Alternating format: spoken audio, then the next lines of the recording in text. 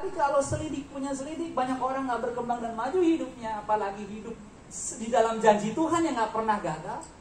Seringkali hanya karena masalah di satu itu tuh. Forgiveness. Pengampunan.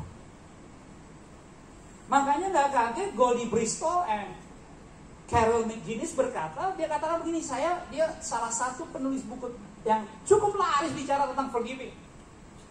Dan dia kata begini, saya juga heran melihat betapa kurangnya ajaran tentang pengampunan. Tanggung jawabnya orang Kristen untuk mengampuni. So I'm really appreciate gereja GBI Viva, gereja saudara. Saya menghargai kalau gereja saudara menjunjung tinggi doktrin Alkitab. Karena salah satu doktrin yang terpenting untuk dihidupi, saudara, doktrin itu bicara aturan. And it's a very important untuk kita bisa kagum belajar untuk hidup selalu dalam doktrin kehendak Tuhan. Karena hidup kita perlu aturan. Boleh nggak katakan sama-sama aturan? Aturan. Dan salah satu aturan yang bisa dibilang ini, nyelamatin hidup kita tiap hari, adalah diingetin, punya dong gaya hidup mengampuni. Dan ternyata Alkitab menjelaskan begitu banyak. Salah satu topik yang sangat baik untuk kita belajar, renungi, dan very serius Yesus ungkapi tentang pengampunan dari Injil Matius 18. Saudara buka deh, lihat ya. Injil Matius 18 ayat 21 sampai 35. Kan di depan nanti dibantu, saudara bisa catat hal-hal yang penting untuk saudara renungkan. Nah, saya bacain buat saudara nih. Alkitab 18, Matius 18 21 sampai 35. Firman Tuhan bilang begini, kemudian datanglah Petrus. Jadi salah satu murid Yesus hari itu lagi pada ngumpul, ada Yesus di situ.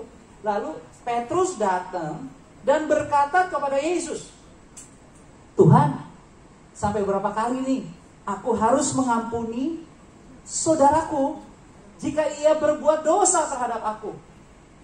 Petrus nanya gini, sampai 7 kali enggak? Tetapi Yesus berkata kepadanya, bukan, enggak 7 kali. Aku berkata kepadamu, Yesus bilang ke Petrus, melainkan sampai 70 kali. 7 kali. Jadi nggak habis-habis, banyak. 7 kali nggak cukup. Sebab, perhatiin deh, hal kerajaan surga, jadi ini perumpamaan. Jadi waktu Petrus ngomong soal memaafkan pengampunan, 7 kali cukup nggak Yesus?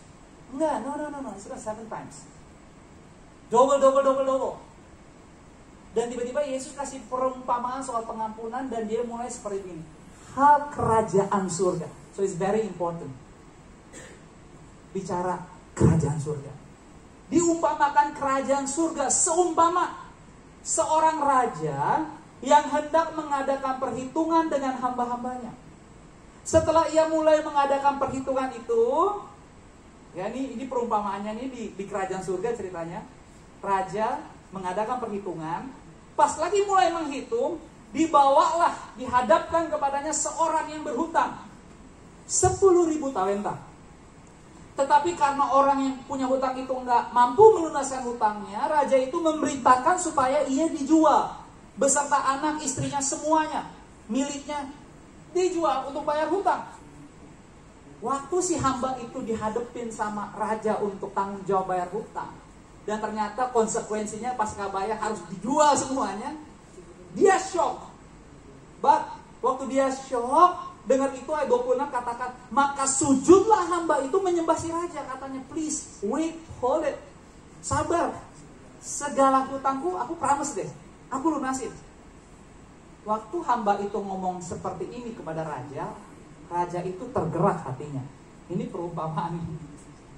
Rajanya tergerak oleh belas kasihan akan hamba itu, sehingga ia membebaskannya. Wow, dihapuskan semua hutangnya. So he's very happy.